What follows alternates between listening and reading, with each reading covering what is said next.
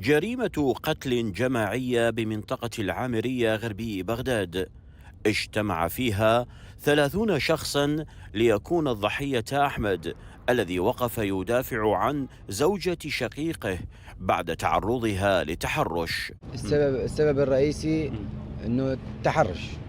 صار تحرش بالموضوع. من حقه شرفه يدافع عن شرفه. فصار بيناتهم تجاوزات من هاي الامور، صارت مشكله وصار مضارب بالشارع.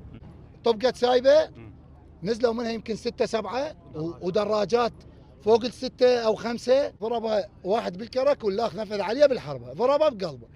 المتحرشون حاصروا أحمد الذي بقي مدافعا عن زوجة أخيه حتى النهاية. يوم كل إنسان الله خلق بني آدم 3 ماله ودينه وعرضه.